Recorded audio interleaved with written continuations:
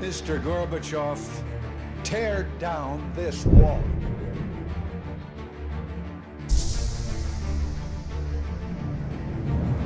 We are a nation in decline.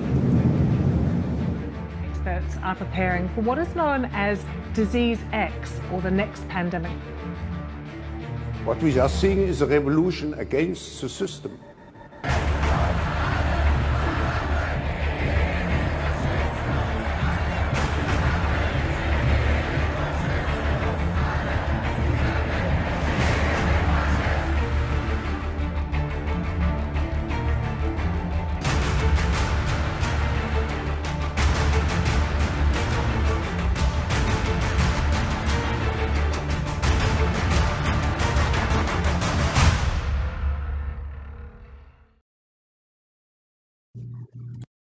Good morning, everybody. Welcome to Rise and Grind with VinceTagliavia, a show where we go over the news and events in the morning. Welcome, one and all. Hope you're doing well. And today's March 28th, 2024, and we're going to get into things here. It's Thursday. Why don't we? Looks like we're firing on all cylinders here. I think, just double checking before I get into it. Thank you all for tuning in. Make sure you subscribe and like and do all that jazz. If you're new here, I appreciate that. And shout out to all the new subscribers as well. Thank you guys for joining. We're going to start a little bit here with a little bit of finance. Well, the markets look fine today, and we saw news, believe it or not, that the U.S. economic growth for the last quarter has been revised. It was revised to a healthy 3.4% increase. Yeah, 3.4% rate. They say that the U.S. economy grew a solid 3.4% from October through December. Yeah, this is an estimate from its previous. This is an upgrade from its previous estimate. So everything's fine as far as the economy goes. Believe it or not, my goodness. On paper, huh? That's something. My goodness. We'll just, I guess, keep this roll going. And some data came out, and I guess it was... People were like, what happened to all the money? Where's all the money? Where's all the debt? Where's all the bad news? And it's looked to be like people were saying that it's been kind of outlined in a way that hides it. So it's just swept under the rug. But that's my basic understanding of what happened there, why things look great and whatnot. Anyway, we're going to move on here. Thank you, Jennifer. I appreciate that. Over there on Pilled. All right. This is something that I've been meaning to cover. Haven't had a chance. But Swift. Swift is planning to launch new CBDC digital currency. It's a central bank digital currency platform in 1 to 2 years, according to Reuters. And I think that this has been a long time in the making. We've been talking about it for years, and it's finally starting to come closer and closer to fruition. And it says here on Blacklisted News that this move, which would be one of the most significant yet for the nascent CBDC ecosystem, given Swift's key role in global banking, is likely to be fine-tuned when the first major ones are launched. It says here, around 90% of the world's central banks are now exploring digital versions of their currencies. Most don't want to be left behind by Bitcoin and other cryptocurrencies, but are grappling with technological complexities.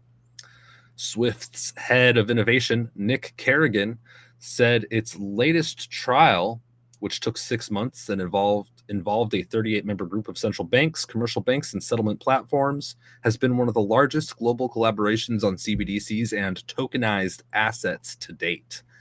So my understanding is this won't actually be a digital dollar. We have a digital dollar. I mean, all of our transactions we do with our cards and whatnot are done digitally. I think this is something completely different. And I'm not one particularly excited for this, but I see the groundwork being laid. We saw in 2020, I think it was, where the stock market actually was shut down in the United States for at least 1 day. It might have been 2 days. And this is like right around the period where all of the breakers were hit when the market was crashing, kind of around the pandemic or right in the middle of it. As we went through that, we also had the shut down Wall Street for a day or two. And what they were doing was converting everything to digital infrastructure. They were getting rid of all of the manual labor, all of the paperwork, and they were going completely digital on Wall Street. I think that was in preparation for what we see being rolled out now. Just a thought, huh? Makes sense. Good morning, Kai. Good to see you. Good morning, Liz. Thank you for tuning in. Miss ya. And Chris. Good morning, Chris. How you doing? I have an assignment. I got to watch The Matrix again. I think I might have a Matrix party this weekend, Chris. Figure out how can we leave the Matrix if there's no more phone booths. Onward here. Let's see. Bidenomics blowback. Zero Hedge published this article on Bidenomics. They said that survey-based sentiment collapses as hope evaporates. They pull up some data here showing a soft survey data has been a bloodbath this week, they said. And it's all about Chicago's PMI being uglier than expected. Yeah, so worst since May of 2023 PMI, which is just, their famous basket of goods that people purchase. Anyway, employment fell, production fell, new orders fell, all signals indicating contraction. Just, my gosh, that's no surprise, is it? I don't think, I'm not surprised. Anyway, this was a really, really wild one. We're going to end on this. I don't want to dig too deep into this financial situation. I want to move on. But Data Hazard published this really interesting bit of information I want to share with you from X. They said that the government pays slumlords $200 million a year to house poor people in some of the most dangerous ghettos in the world in Baltimore. Meanwhile, in the open market, these houses can't even sell for $1. With this snapshot here, this program, which subsidizes rents in the private housing market, now accounts for over 12,800 units of Baltimore's affordable renting housing inventory. The average annual cost associated with the above-mentioned programs are listed below in the hundreds of millions total. Really odd, huh? So weird. Wow. So they can't even sell these houses for $1. Elon Musk even replied saying, wow, late last night or early this morning, I guess it might have been technically. Data Hazard responded saying government subsidized housing programs like Section 8 represent a huge transfer of wealth, largely to abusive corporate landlords in overpriced, dangerous urban areas. Despite the tens of billions spent on this per year, it remains woefully underreported. Yeah, that's not something that they're going to be putting out in the legacy media there. That's something that's just floating around in the darker sides of the internet, I suppose. All right, onward here. Let's see what else we got going on today. I guess, we have Kamala Harris. She's in charge of the border. She's the border czar. We know how wonderful she does at that. But now she has announced new oversight for government use of AI. 3 new federal rules encouraging safety and transparency amid the rise of artificial intelligence. This is wonderful, isn't it? It says here, according to Washington Examiner, the rules introduced through the White House Office of Management and Budget strive to raise the standards to standards set to protect rights of public safety, in addition to improving transparency and internal oversight. According to Harris, quote, when government agencies use AI tools, we will now require them to verify that those tools do not endanger the rights and safety of the American people, Harris told reporters Wednesday. Quote, President Joe Biden and I are requiring that every year U.S. government agencies publish online a list of their AI systems, an assessment of the risks associated of those systems might pose, and how those risks are being managed. We have directed all federal agencies to designate a chief AI officer with the experience, expertise, and authority to oversee all. I'm going to emphasize that all AI technologies used by that agency, she said. Gee.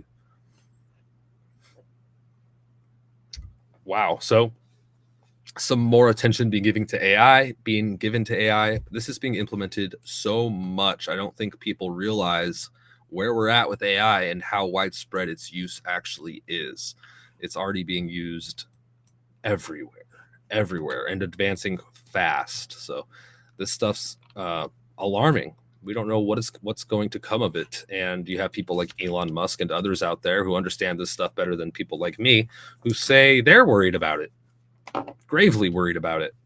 So I think it's worth following, and I taken an interest in what the heck is going on that technological front, because I think it's going to be extremely important.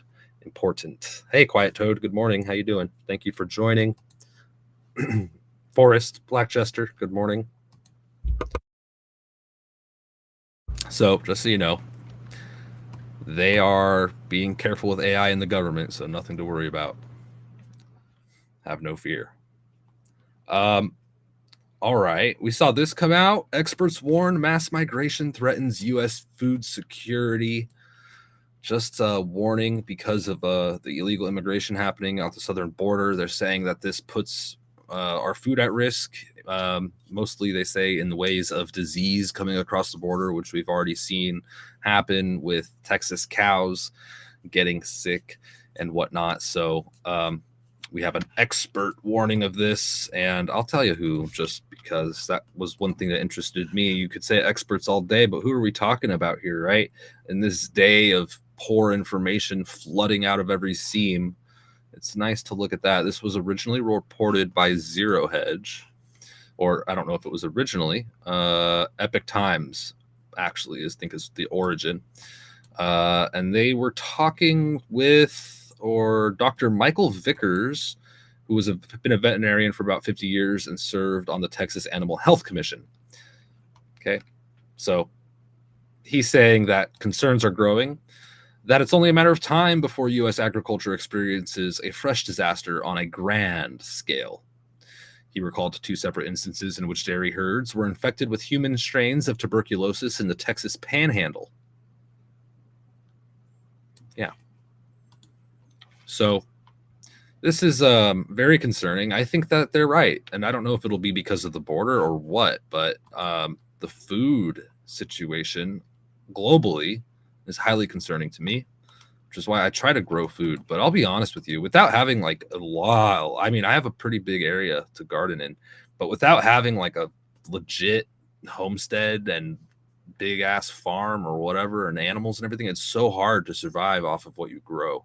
Plus you've got to preserve it in different ways, whether that be drying it or canning it or freeze drying and bagging properly and all that. Man, it is tough, but every little thing helps, that's for sure. Even just having seeds makes me feel better about the possibility of things going awry. I think it's a real risk. Good morning, Black Jester. Thank you very much. Hope you're doing good too. Anyway, just something to note there. Onward, let's talk about this little weird weather event. A week or two, I pulled up a weather forecast, or it wasn't a forecast. It was satellite data, satellite imagery of over the U.S. And we saw this weird, like, straight line in the data. And I looked into it, and people were saying, "Oh yeah, you know, you conspiracy theorists, that's just the data. It's just a glitch in the data." And then other people were saying, "That ain't a glitch in the data. This is live data." And from what we understand, it's not. So this, again, he said, she said thing on the internet, and I don't know the conclusion of that. It could have been a glitch for all I know. I'm not any kind of data expert, especially when it comes to weather. I'm just a normal guy sitting in a damn studio talking about what I see on the internet. Okay, but take it for what you will. I found this too, which I found very odd. The Insider paper reported on it. Almost 4,000 lightning strikes in just 15 minutes off the coast of Southwest Florida. And they posted this yesterday afternoon. And there is a video out there. Here it is. So it was quite odd. I'll share this with you. Here we have the video, and it shows just a progression of these lightning strikes. But I noticed this, and other people pointed it out too. Right here, you see, first of all, I don't know how common it is to have this many lightning strikes off the coast of Florida, but the fact that people are pointing it out, it seems like a lot. and I haven't heard of such a thing before. But we see this straight line here again in the data, kind of ahead of this storm where all these lightning strikes are happening. What is up with that? People are asking. Of course, we don't know. Just odd. We know weather manipulation is real. I mean, it's not even controversial to say that.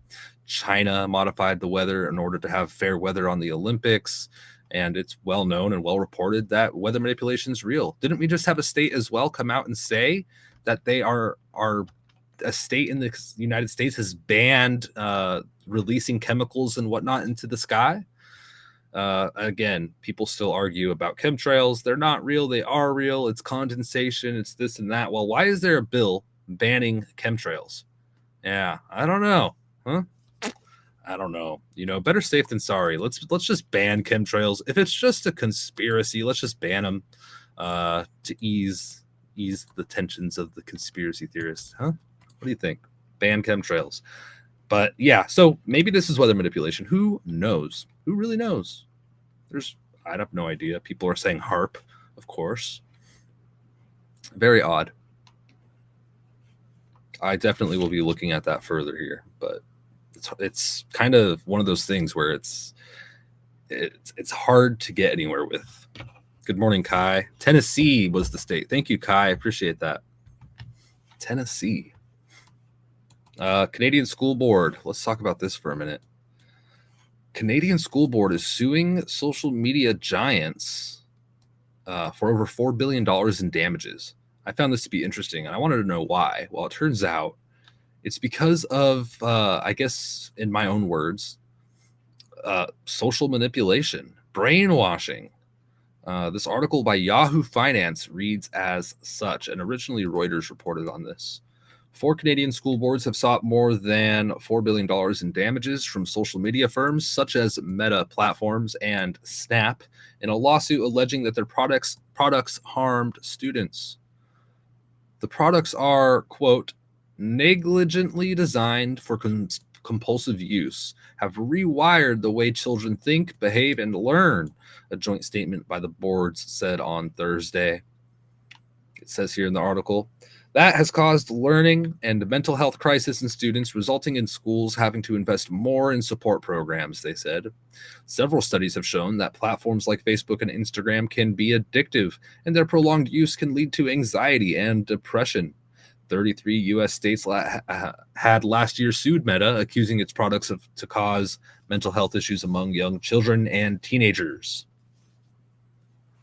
Yep. It also named TikTok, China's ByteDance company, which has a huge amount of controversy surrounding it and its servers and its data, which is a whole conspiracy in itself, isn't it? I think that there's a lot of conflicting information there. Let's see, more than 1,000 schools are affiliated with the boards, it says. And then they're being represented by Neinstein LLP law firm. And we'll hear more about this. And they're absolutely right. I don't know if they're justified in being compensated. But yeah, social media does rewire your brain from what I understand. I don't think that kids should use the internet. Is that, does anybody agree with that sentiment? Like, I was thinking about this yesterday. Because of the vulgarness on the internet, you have very inappropriate things on the internet, and I think that is it possible and is it even ethical to have like a kids only internet? I bet that would be corrupted, and it would have to, that's what I start thinking about. I'm like, yeah, but then there's censorship, that's this, there's that, who's going to control that, who's going to make the definitions and the parameters. I mean, it's that old debate of what is ethical, right? What is ethical? What if we had an internet that was just for kids, though? But anyway, I do want to say this. Phones do have a lot of things integrated into them for controlling what people see on the internet, what they have access to, and all of that. But then I was talking to somebody about this the other day, and they're like, yeah, that's all great. But did you know that children are better at technology than adults, and they will circumvent and get around all these stops that you put in there, and they teach each other, and it's really quite useless some of the time? I'm like, oh, that's a good point. Jeez. But anyway, Liz says our government should not be the ones determining what is ethical. That's very true. Yeah, right. Yeah, I agree. I think less control is key in all of that. I think a lot of it, the best way to do it is coming down to individuals. It comes down to the individual, because you're right. That is not the way to do things. I 100% agree. Chris Large, I'm the vulgar. Oh my gosh. But yeah, let me know what you think. How are we going to deal with this situation? So, and I will say this, I kind of agree with these Canadian schools on being concerned about the effect of technology on people's minds, not in the way that they're really saying here of, oh, like they're kind of saying or implying in a way like it gives them ADD and they're hard to have sit in a chair and teach things. Okay, whatever. I think that's a bunch of baloney. Kids are going to be kids. They're wild people. But I'm more concerned about kind of the brainwashing aspect of it, if I could say that. That's my concern, and how much of that has affected people, and not just kids, by the way, everybody. It doesn't matter. Psychological effects do not only happen to kids. This happens to everybody all the way up to their old age. So what has this done to all of our minds, right? You have to wonder. And I really want to find, I have friends who are on both sides of the aisle politically. I have friends on the left, I have friends on the right, I have friends in the middle, and both sides of the extreme. I mean, far left and far right, and just people happy in the middle. And I try to ground myself in the middle and try to figure things out. However, things are pulled so far left, the rug's pulled so far left, I find myself sitting on the right now, it seems, to a lot of people, which is fine. A lot of great ideas over here and ethical things, in my opinion. But I want to find a friend who's willing to do this, that's on the left. And if you have one, do it and let me know how it goes. I want to trade phones for a minute, or just ask them if they'll let me see their phone. I want to look at it. I want to look at their apps. I want to go on their Twitter account or their X account. I want to see what apps do they use, Instagram. I want to see their feed, what's in there. And I want to compare it to my feed, because I actively try to make my feed better. I'm following less and less vulgar stuff and putting in stupid stuff, like happy stuff, good, positive stuff, as well as the news and all that, which of course you can't avoid the doom and gloom when it comes to news. So there's a fair share of doom and gloom still, but I'm actively trying to stay aware of what comes across my feed. I hope you are too, because it does affect you. It affects you. The things outside of us affect us internally. Even our own thoughts affect the chemicals in your body. It affects your mood. It affects your health. It's real. That's a real phenomenon. So just so you know, be careful with where you're taking yourself. Just something to think about. It's not the end of the world or anything, but it's something to think about. Anyway, we'll see how this lawsuit goes. Sam Bankman-Fried is in the news. He's going to learn. He's getting sentenced today. And he's come out and said he's sorry. So he's sorry. He's getting sentenced. It could be up to 50 years. Let's see here. It says here that originally he could have got 150 years. Oh, wait, no, I'm sorry. Let's see this article here. It says FTX co-founder Sam Bankman-Fried will serve 25 years in prison. Did they already sentence him? Oh my gosh, let me check. Is this what he's serving? Is this official? Sorry, guys. I thought that they said it could be up to 50 this morning that we're waiting. Oh, yeah. Just breaking right now. Sam Bankman-Fried got 25 years. Wow, they updated that article quick.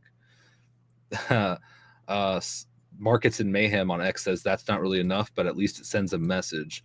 Yeah, considering all the money that he gave to like Democrat donors and whatnot hasn't been returned. They're just like, we're not returning it. You guys, this is fair and square. We got this money. 25 years. Sam Bankman-Fried has been sentenced to 25 years, reported by Insider Paper. Everybody's reporting this. BNO News, Disclose TV. Everybody seems to be legit here. Wow. 25 years. Good googly moogly. That's not much. So he'll be out. I mean, how old is he? Is he in his 20s or 30s? Wow. Light sentencing, huh? Holy smokes. So I guess that's that. We'll hear more on this later, but I mean, that pretty much ties a bow on the story for now, I suppose. Gosh, Alameda Research. So let me know what you think about that. 25 years. I think we'll have agreement. That seems low, man. Very low. Wow. But not surprised. The justice system is a little bit questionable at times lately. Anyway, onward. Maybe it's because he apologized. They're like, oh, he's sorry? Okay, less of a sentence. Is that how it works? I guess actually it kind of does work like that, to be honest. If a judge is like, oh, I really think that they're sorry, I'm going to give them a less of a sentence. It's their discretion, isn't it? Gosh. Onward here. Let's talk a little bit about what has happened with the Baltimore Bridge collapse situation. I saw some things, man. Liz says he paid the judge off. Probably. I would not be surprised if that was the case. Who knows what kind of weird things are happening behind closed doors. I wouldn't doubt it. I mean, the justice system is clearly corrupt across the board, man.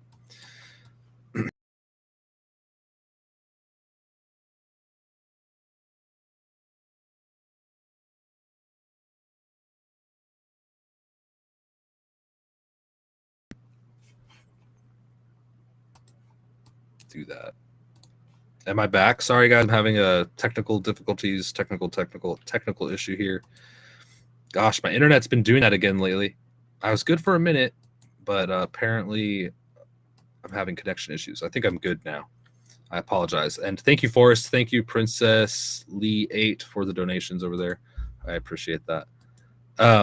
Let's get on with it. I want to talk about this situation with the bridge collapse. There have been a bunch of workers, I think 6, who have been declared deceased from the accident. 2 people were rescued that were on the bridge at the time of collapse. And Lara Logan has been going, making her rounds on different various podcasts and whatnot. She's been going viral on X, talking about her take on what's going on. And I was reading this and I was like, holy smokes, I think you may be right, Lara Logan. She says, and let's just take a look at her post, one of her viral posts on X. Here's what she says. Baltimore update. And there's more to this update as well, outside of this post, by the way, that I discovered. People are sharing. Baltimore update: analysis from specialists in predictive behavioral analytics, counterterrorism, hazardous materials, maritime attacks, cyber, national security, and intel. This is their view. She writes, based on their training and experience, they believe this was 2 types of operation. Number 1, penetration testing, where they are probing and testing to identify vulnerabilities in our responses and defenses. Number 2, a shaping operation to set the conditions and prepare the battlefield for a potential future event. I think that this is an interesting point by her, just to see kind of the responses and defenses of this kind of thing. I think is a possibility. I'm not saying that what she's saying is true or not. That's for whoever it's for everybody individual to decide what's going on, right? I don't care. Turn on whatever source you want and believe that. But I'm just here to show you what other people are saying, give some different perspectives. This reminds me too of the aspect that we are experiencing right now, which is we see news come in, we disseminate it, and we talk about it. And you guys do it, I do it, and we share it, and we talk about it. And then the whole internet kind of starts sharing things and debunking things and bringing other things up and whatnot. It's interesting. I think that a part of this testing is also, how does society react to the news, right? And I think that there's an effort made to control that narrative as well. People are paid to say certain things. People are misled. You have people like me approached by sources with information that they want you to run with. It's like there's this whole dynamic too of how the information ripples through society. I think that's a part of this testing as well. I think that it's closely watched, things that people say. And not just people like me. I doubt anybody really cares what I have to say, but somebody like Elon Musk, for example, everything he says is immediately analyzed, scrutinized, and watched, as well as other high-profile people. They're watching it closely, and they want certain things to be said, and they want things to go a certain way. This is why I think they don't like X. It's kind of a place where people could be free, which might be a problem. Anyway, Lara Logan continues, saying, writing on X, the concern is that other critical infrastructure disruptions / hits recently that appeared to be independent, isolated events may not be. For example, the Ohio chemical disaster, train derailments, fires at food processing plants, etc. When taken in isolation, do not appear to be that significant, but when taken together, could indicate shaping or stacking operations that are paving the way for a bigger event where they do not do any number of these types of operations together that could potentially paralyze the U.S. And I had another story in here from the other day, right here. Roz Alerts reported evacuations are underway due to a massive fire and explosions at ComFuel gas station, with people running and blah, blah, blah. This was just the other day. So this is what we're talking about when she says infrastructure disasters, the Ohio chemical disaster, which was a weird one. Oh, hey, thank you, Liz. Thank you, Liz, for becoming a VIP member. I appreciate that. Thank you so much. I appreciate it. Awesome. Yeah, and shout out to all the members out there. You guys, without you, I would not be able to continue doing this. This helps me with a little bit of keeping things oiled and running here. And I appreciate that. Thumbs up. All right. So yeah, the Ohio chemical disaster was a weird one. If you're not familiar that or you don't recall, that was where we had the train derailment and then they burned all the chemicals off and told everybody to stay inside. That was really weird. Fires at food processing plants. We've seen literally hundreds of fires at food processing plants. Even one of the listeners here that I know has talked to me about this privately. His family's warehouse burnt down, a multi-million-dollar operation, and it was just a freak accident. And freak accidents do happen. I'm not saying every single thing that happens is a darn conspiracy, but when it's all happening at once, or at least close together, it is something to be concerned about. Whether it's some kind of accident situation or not, it's still concerning because it is going to affect our food chain and our economy. It's going to affect everything. So whether this is a grand conspiracy or not, it's still a huge concern. And let's see what Lara Logan continues to write here.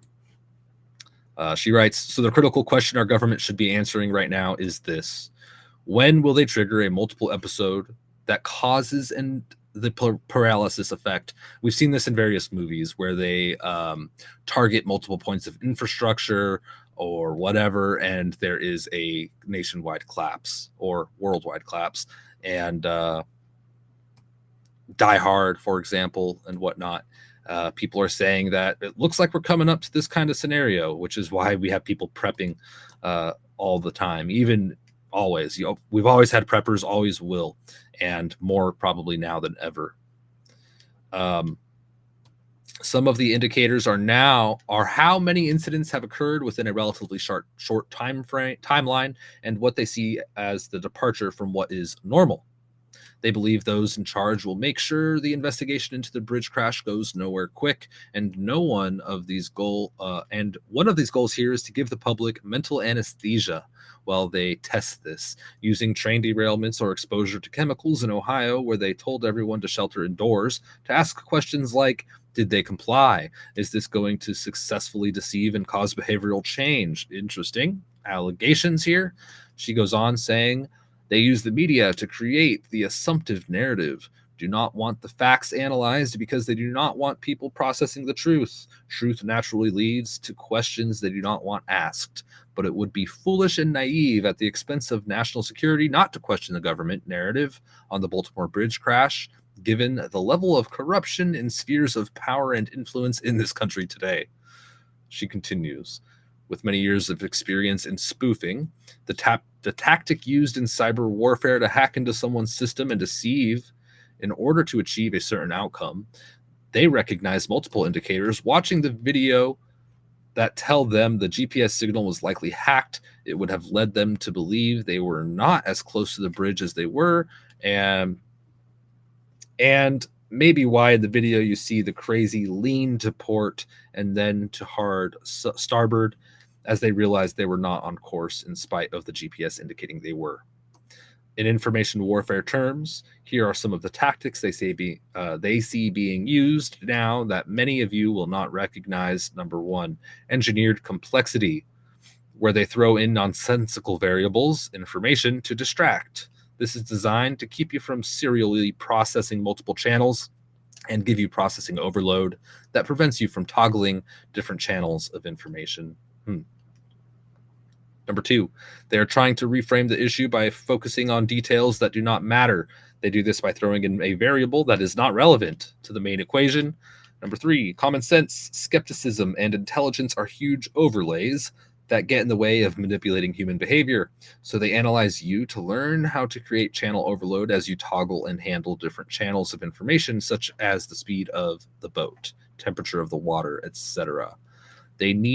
Number three, they need to load you up with enough variance to create channel overload, so you create an error that they can use to discredit you. One way is to create doubt in yourself, most effective because you make yourself less efficient when your brain is processing self-doubt, and it will propagate into the future. Quote, propulsion, population is much easier to dupe today than 20 years ago. And Lara Logan here with a video, if you want to watch more on X, talking to what's his face? Jesus, name escapes me right now. I apologize. You guys know who it is. Liz or Lisa L, the ammo plant and the ammo plant. What was the ammo plant? Remind me. I don't recall that situation, if you would. So Lara Logan with some great input here on her opinion and others on what is going on with this situation. This is it's a hot topic. People are saying it's nothing, it's just a coincidental accident. Other people are saying this is weird, we need to look into it further because we don't know, right? And that's kind of where I'm at. Is this some kind of weird conspiracy or not? Or is there, bad actors? Is it a terrorist attack? I'll tell you this, I don't know. But there are some weird things here, and I'll tell you. Let's look at some more of the stuff here. If I can find it in my notes. Good morning, Gio. Thank you for joining. Apparently, the containers on the ship had hazardous materials in them, just like we've seen with many train derailments, etc. The poisoning of water systems seems to be part of these accidents. Accidents, I guess, in quotes, because I don't know. Hazmat containers. This is reported by Fox News, which I don't, I'm not going to say any news is better than other news because I found issues with Fox. I found issues with every single news agency out there, but there is some information sometimes, and that's why we look at it. I guess I should share my sound here. Let's listen to how they tell us about this chemical situation. Bridge in Baltimore, where a possible hazmat spill is complicating the recovery efforts. So the officials say the containers carrying hazardous material were breached during the cargo ship crash. All right, Griff Jenkins is live on a boat right there in the river. Griff.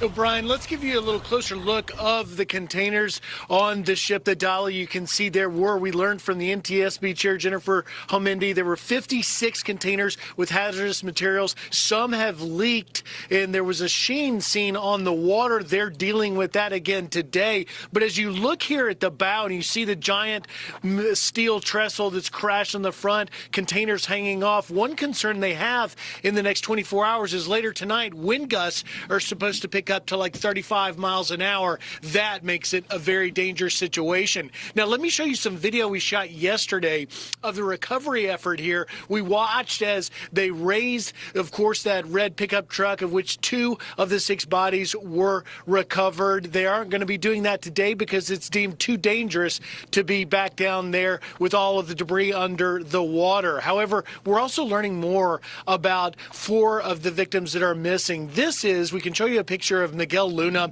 a man from El Salvador, been in the country for nearly 2 decades. He was a father of 3. He was a grandfather as well. This recovery effort all trying to bring these bodies back to these families to have some closure. But there were lives that were saved, and it was the quick action of the harbor pilots and the transportation authorities that put out the warning and closed this bridge. Governor Wes Moore talked about that yesterday. They are heroes. Wow. Yeah. So I guess 4 people still missing. Correction to earlier. I guess it was 6 total missing, and then they saved 2 people from the bridge collapse. But the main point of that, hazmat containers were on the crashed tanker and have leaked into the water, making things more challenging there. Of course. I mean, of course. This is not good for the environment. And here's the thing too. Like, can I say I'm an environmentalist and not have people leave? I care about the environment. That doesn't mean I think that we should all not use gas and all this stuff or drill or anything like that. I think that we should. I do think that we should preserve our environments too. And this kind of stuff's horrible for the environment, horrible for the ecosystem, horrible for the fish, et cetera, et cetera. It's not good, right? Anyway, I'll just say that. It makes me upset that there's all these people that are anti-oil, anti-this, anti-that, and they're radicals. They destroy things, they cause chaos, but they don't actually ever. It's never like you hear of them planting trees or revitalizing forests or cleaning up pollution. It's always like destroying artwork and rioting and all this kind of thing, right? I don't get it, man. I don't get it. Anyway, just something I thought about. We also have another update from this Baltimore situation. Analysis from specialists in predictive behavior analytics. Oh, wait, this is Laura Logan. Sorry. But there is still another story here somewhere, another update from this. Yeah, here we go. The cargo ship's black box. Yeah, this is where they keep data. Airplanes have the same kind of thing. You keep data on what's going on in that ship, right? MJ Truth Ultra wrote a very good thread about this, and we'll share that in a minute. Kai says it was an attack that cut America in half at the Mason-Dixon line. Interesting. Is okay. I'd love to hear more, or what's going on there. I'd love to hear more of that theory there. What does that mean? What are the implications? Why? Who knows? I don't know. I guess that is true if it was an attack. All right, the black box. Let's talk about that, because this is another interesting piece of information to where it just makes me wonder. Baltimore bridge collapse. MJ Truth Ultra on X.com. They write this. The cargo ship's black box reveals the VDR sensor data ceased recording for 2 minutes prior to impact. NTSB investigator Marcel Muse held a press conference to reveal the data on the Dolly's black box, also known as the Voyage Data Recorder, VDR. Approximately 6 hours of VDR data was provided to NTSB with the time period between 12 a.m. and 6 a.m. By regulation, VDRs are required to record 30 days of history. The quality of audio varies due to background noise and alarms. Additional analysis will be performed at NTSB lab to improve its quality. Timestamps. 12:39 a.m. The ship departed. At 1:07 a.m., the ship entered the channel. At 1:24 a.m., VDR sensor data ceased recording. The VDR audio continued recording, being on a redundant power source. 1:26 a.m., VDR resumed recording sensor data, which they question why it doesn't have redundancy. Which does it? Is there a backup battery system to the VDR data? Like, how did that happen? Why is there a gap in the data? 1:26 a.m. The pilot made a general VHF for tugs in the vicinity to assist, which it is my understanding that they should have had tugs there anyway, but they didn't. And that's just, I could be wrong on that, but let me know if you guys are aware of that situation. 1:26 a.m., 1:27 a.m. Pilot ordered the Dolly to drop the port anchor and ordered additional steering commands. 1:27 a.m. The pilot issued a radio call reporting the Dolly had lost all power. At this time, MDTA duty officers radioed 2 of their units that were allegedly on the bridge due to construction and ordered them to close traffic. And I did hear this radio call data. It did happen. They did save lives by stopping traffic on that bridge, and they were in the process of notifying the foreman of the workers that were on the bridge that unfortunately have been declared dead since the accident. But yeah, they saw that what was happening and they took action right away, stopping traffic immediately, which is a great thing.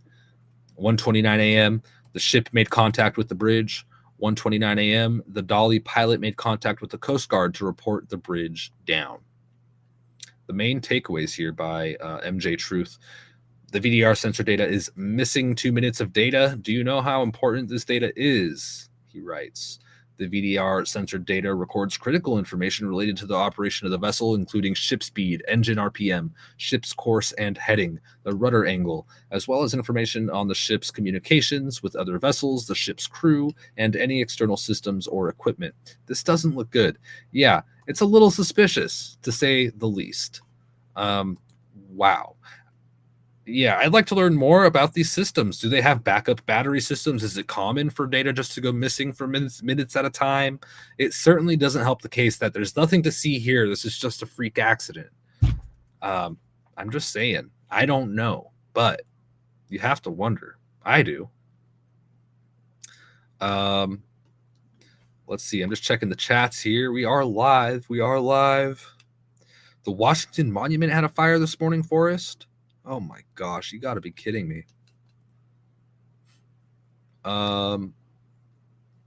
Gee, I talked to several Navy and Air Force veterans last night about the black box. Black boxes are on a completely different electric system.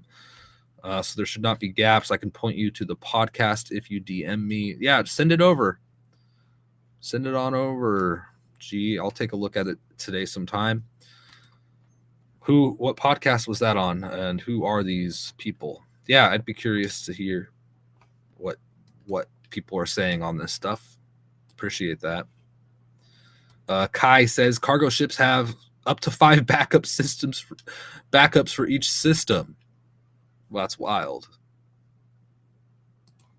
Holy smokes. Let me look up Washington, D.C. Do we really have how serious was this fire here? Fire. Oh my gosh. Fire breaks out at Lincoln Memorial, Washington, D.C. Developing. Early reports indicate at least one man has been seriously injured. You've got to be kidding. Can we go a day without some crazy madness happening in our country or in the world for that matter? Maybe one day. But my goodness.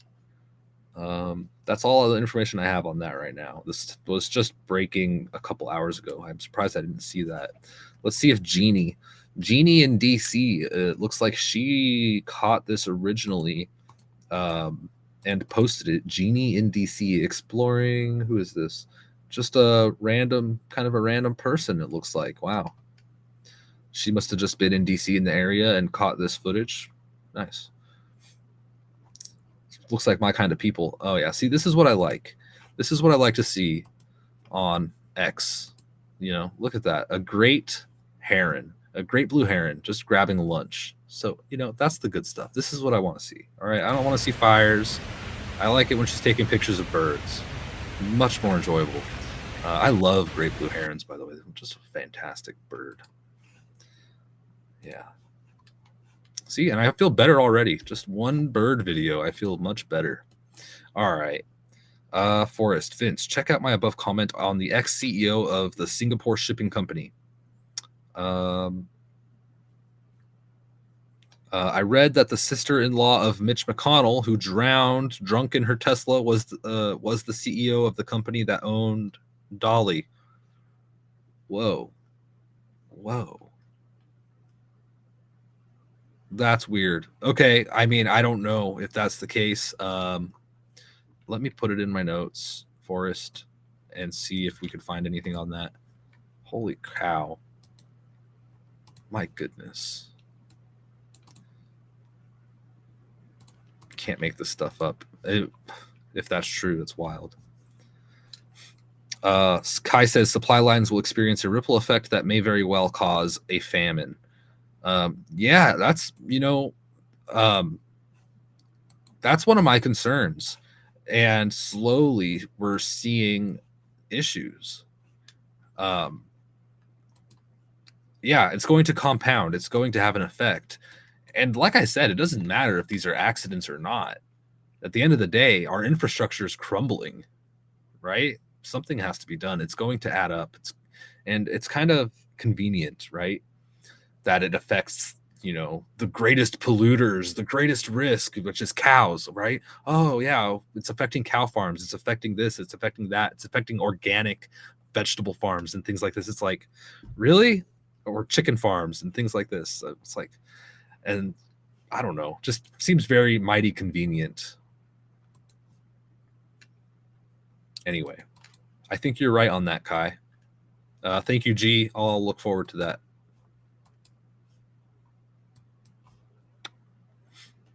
Anyway, my goodness. Let's see what else we got going on in this wild, wacky world. We had some updates on this terrorism situation, this global issue that we have. We had the Russia terrorist attack. Well over 100 people declared dead in that. And we have the White House coming out saying, according to First Squawk here, I didn't hear it, but First Squawk hasn't let me down too bad yet. They said the White House, quote, "It is clear ISIS is solely responsible for the attack in Moscow. The United States tried to help prevent Moscow attack, and Russia knows this." So yeah, there was a warning from the U.S. that was sent to Moscow saying, hey, we have some intelligence of a little bit of suspicious stuff and just watch out. Shortly after, we saw these massive terrorist attacks.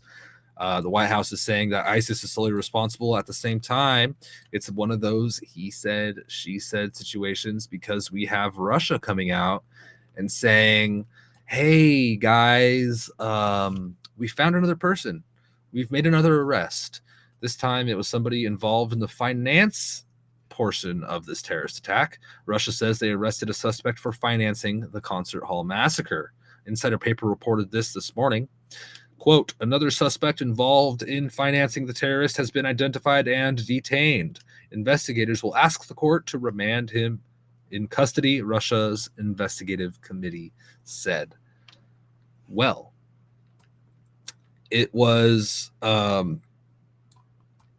and I think this connects it again. He said, she said. Russia says that there's connections to Ukraine, and everyone else denies this. Initially, there were images of the suspects' cars having plates from Ukraine, etc. So this is why people are like, hey, right here, Insider Paper, thank you. They just updated their article. Russia says Moscow attackers got financial backing from Ukraine. Oh, that's the same article. They updated their damn headline. Those sons of guns.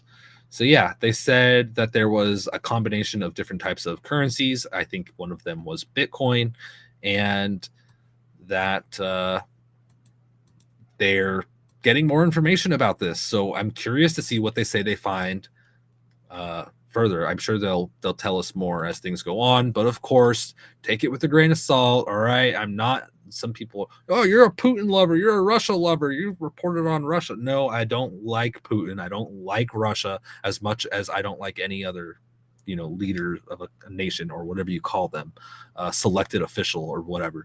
All right, I just want to know, what does Putin say? What does Trudeau say? What does Xi say? What does Rocket Man say? I want to know what they're all saying. I'm not saying I like any of them more than anyone else. I actually, as a matter of fact, I don't trust nothing for nothing. I'll say that. All right. I don't trust nobody. I don't care if you're here or if you're there or whatever. I think that everybody has their own, they have their own agenda. I think Putin is Russia first. Putin will not care about you or me if it means the benefit of Russia. Same thing with Xi, same thing with, any country, you name it. That's the case, in my opinion. So yeah, no, I don't trust Putin, but, does Putin sometimes put out information? Yeah, he puts out information all the time. Is it true information? Is it false information? That's up to a lot of things. And I'm not here to tell you I know the truth, I know the facts of the matter or anything. I'm just here to say, look at what he said, look at what she said, look at what they said, this and that. That's all. That's kind of my goal here. And I'll put a little bit of my opinion in there, but I'll tell you, that's my opinion. And I'm just Vince. I'm just me, normal guy. Don't know nothing much. Just, anyway, this is kind of leading to more concern about terrorism in the world. It says here that, we saw Paris concerned about their Olympics coming up and the possibility of terror attacks. Now Poland is sending soldiers to help secure the Paris Olympics, according to their minister. Interestingly enough, Defense Minister Vladislav Kosiniak, he's on X. I don't know his name. I'm sorry. He says, quote, Poland's armed forces will join an international coalition established by France with the goal of supporting preparations and securing the Summer Olympic Games in 2024, not specifying the number of troops going to be provided. But yeah, my goodness, when are the Olympic Games? When are the Olympic Games? I certainly would not be going to this, not because I'm not flying. I wouldn't go to this if I even could. When are the 2024 Olympic Games? Does anybody know?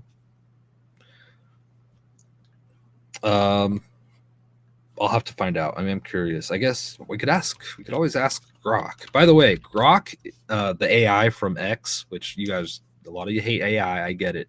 But if you're on x.com, they're making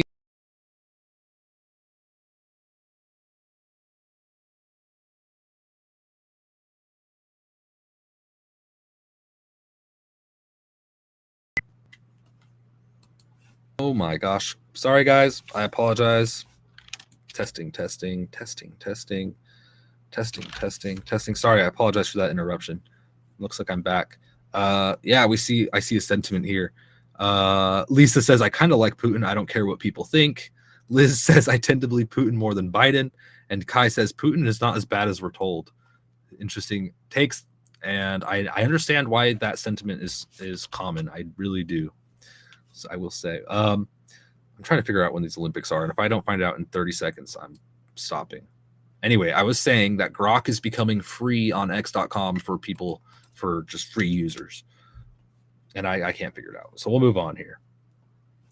Kai says, if you ignore the news, you're uninformed. If you follow the news, you're misinformed. It sucks. Yeah, you're damned either way. I like that, Kai. That's pretty funny. Gosh, we're damned. We're damned if we do. We're damned if we don't. So yeah, I guess just do whatever you want. So this is kind of more on our infrastructure and food here. And then we'll move on. But let's take a look at this video that this girl posted. I found it quite interesting, to say the least. Like I said, this is one of the things that concerns me. I wish I could have a farm, a homestead. I want animals. I can't have animals right now, but definitely a lot of plants. I might do meat rabbits, but time is ticking and it's not happening. So I don't know if I'm going to manage it. Anyway, let's check this out. Wall Street Apes wrote this article on X, not even an article, it's just a post. And they're talking about Oregon. Oregon's shutting down family farms and going after small farmers selling food to their neighbors. And we see interesting things like this. It reminds me of the raw milk situation where they're like, don't drink raw milk. That's illegal. Most states, you can't even get it. Anyway, it says here, government using satellite imagery to pinpoint farms to target, government hotline for neighbors to report. Oh my gosh, they write a lot on this, but we're going to hear what this lady has to say about it. Okay, guys, I had to stop what I was doing to share this with you guys because this is crazy. Right now, the state of Oregon is shutting down small family farms en masse under the guise of water conservation. Oregon lawmakers are rewording their laws to effectively treat small local farms the same as like a large farming operation on a commercial scale. And let me tell you the scariest part, because I've talked about this on my page before. The way they are finding these farms is they are using satellite imagery to pinpoint your farm and send you a cease and desist letter and insisting that you stop all production. Their government has also set up a hotline so that your neighbors can call and rat on you for watering the vegetables and fruit that you're going to go sell at the farmer's market next weekend. Now, I can make a follow-up video going over detail. Anyway, she said she could go into further detail about it, but more details. Yeah, basically that's it in a nutshell. Crazy, especially as we get further into this global warming, or they don't call it that anymore, do they? They call it climate change. They're gonna just say, oh, you can't have a farm, it's not sustainable. You can't have a farm, you use too much water. You can't have a farm because your carbon footprint's too high, and so you need to eat crickets. We're gonna give you a bag of crickets. That'll be enough. You don't need a farm. Okay. By the way, if they give you crickets, you take those crickets and you go fishing, all right? And you get real food. You don't eat crickets. That's just wrong. Totally wrong. Okay, so Angela, okay, we have a correction. So Angela Chow, the sister-in-law of Senator Mitch McConnell, who drowned in her vehicle 6 days ago, was not the sister-in-law. There's no connection there. Blah, blah, blah. So we have this. The MV Dolly is owned by Grace Ocean and operated by Synergy Marine. Angela Chow died on February 11th, 2024, and was not involved with the ownership of the Dolly at any point prior to her death. See, and this is according to Wall Street Journal, CBS News, Barron's, Wikipedia, which, by the way, Wikipedia is not a fantastic source, is it? But this is the community note on X, which, by the way, community notes is highly controversial because they do things like this. Wikipedia sources, or, you know, the experts say this, and it's like, okay, let's look at who the experts are. And it's like Neil deGrasse Tyson's buddy and like these weird scientists and like weirdos that are, they have agendas, right? So anyway, I'm just saying this whole, I don't like the community note thing. It just reminds me of fact checkers, but I will say this, I think this is correct. However, it just makes me a little salty. I don't know the way to handle information on the internet, but man, this, whatever we're doing now, this ain't working. Thank you, Forrest, for the update. I appreciate that. Yeah. Anyway, farms are under attack, essentially, I guess, metaphorically speaking. And I don't think it's stopping anytime soon, man. There are ways to have sustainable farming, by the way.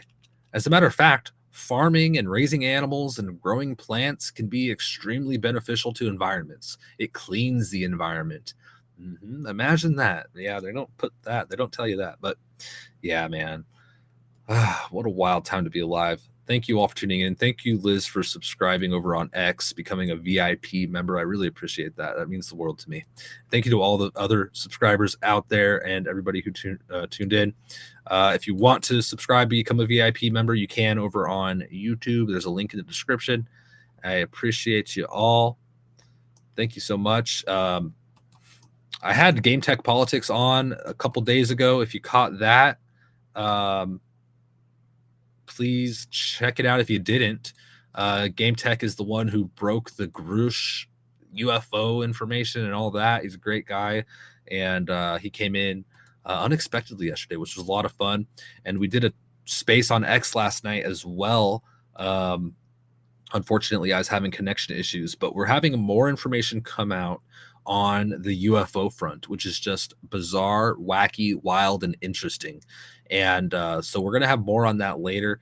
Thank you, Chris. My pleasure. Love you too, Liz. Thank you. Thank you all. With that said, let's all get on with our days. I have a crap ton of stuff to do too, as well as you. So let's go. Take care. God bless and God speed.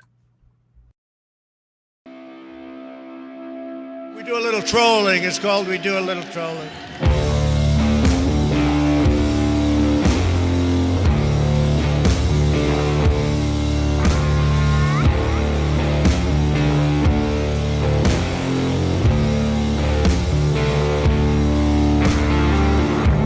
2024 may be the year of a black swan event.